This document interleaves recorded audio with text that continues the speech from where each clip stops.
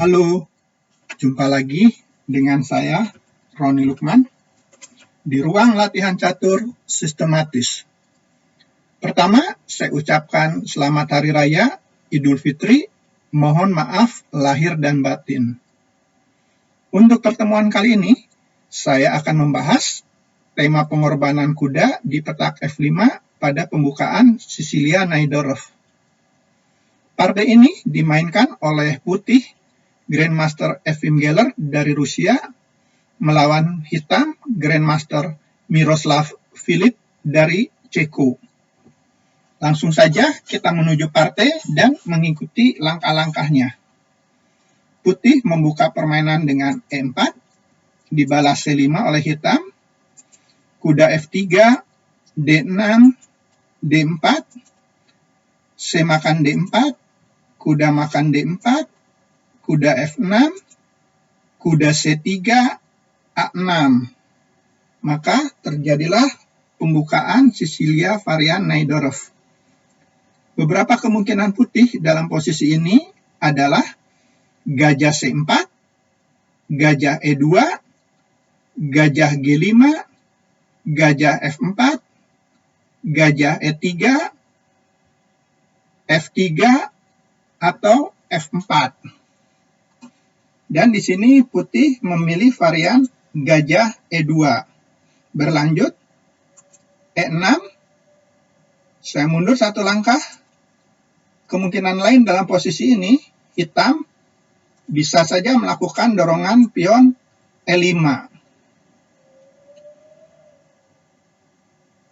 Kembali kepada posisi partai.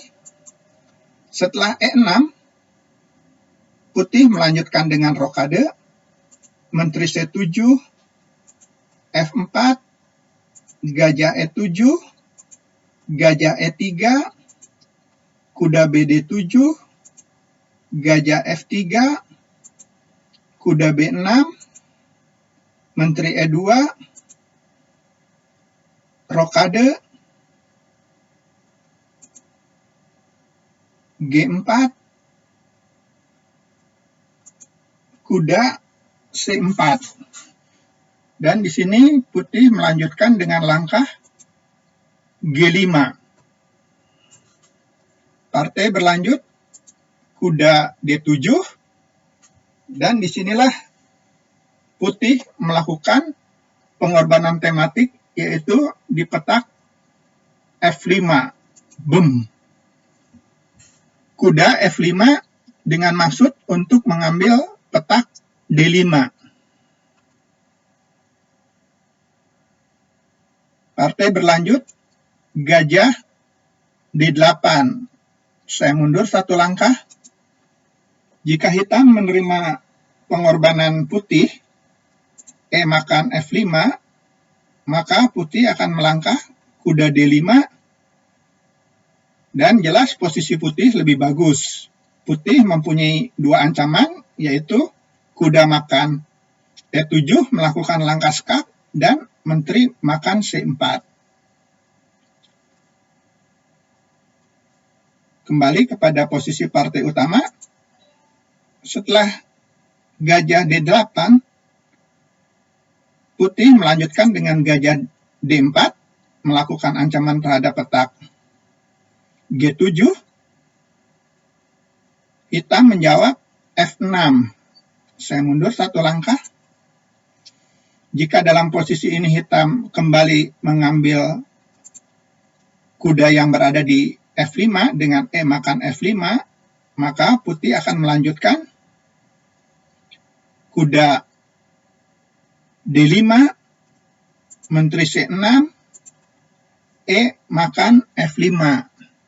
Perhatikan, di sini posisi putih menyerang, dan ancaman putih bisa kuda E7, kuda F6, atau kuda E3, mengambil kuda yang berada di C4. Kembali kepada partai utama. Setelah F6, putih menjawab dengan langkah Raja H1, langkah bagus, Dan partai berlanjut, kuda D ke B6, mencoba untuk mengontrol petak D5. Saya mundur satu langkah. Jika di sini lagi-lagi hitam mengambil E makan F5,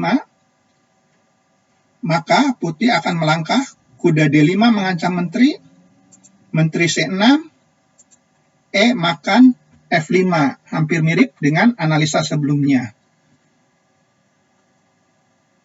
Kembali kepada posisi partai utama, setelah kuda DB6, putih melanjutkan serangan dengan G makan F6, hitam menjawab gajah makan F6, saya mundur satu langkah.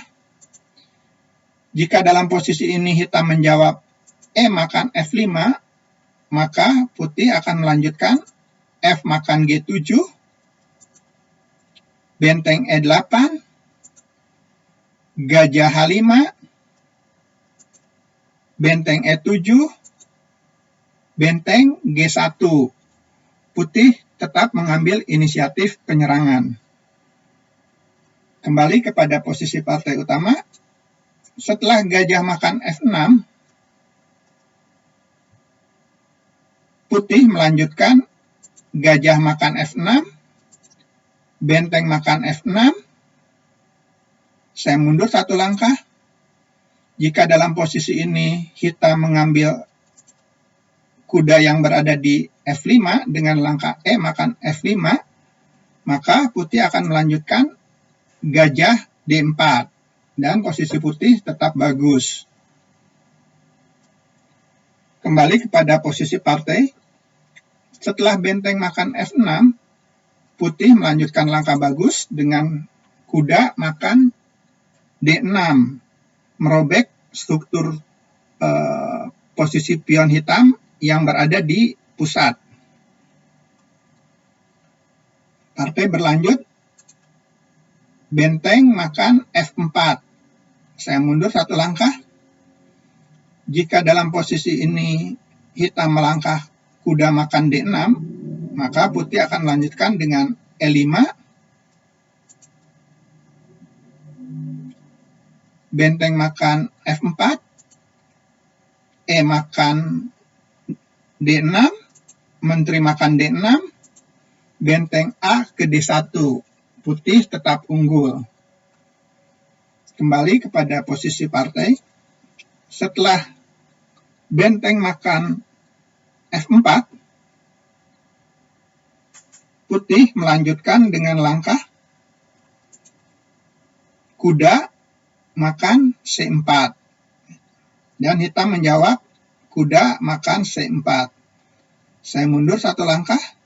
Tentu saja di sini hitam tidak bisa menjawab dengan menteri makan C4, karena putih akan menjawab dengan menteri E3, melakukan double ancaman terhadap benteng F4 dan kuda yang berada di B6. Kembali kepada posisi partai, setelah kuda makan C4, di sini putih melakukan langkah bagus, yaitu untuk membuka diagonal gajah, yaitu dengan langkah E5. Dan di sini sayang hitam melakukan langkah blunder, yaitu dengan langkah gajah D7. Sebaiknya hitam melangkah benteng ke F7. Dan di sini putih menyelesaikan partai dengan langkah bagus, yaitu dengan langkah kuda D5 mengancam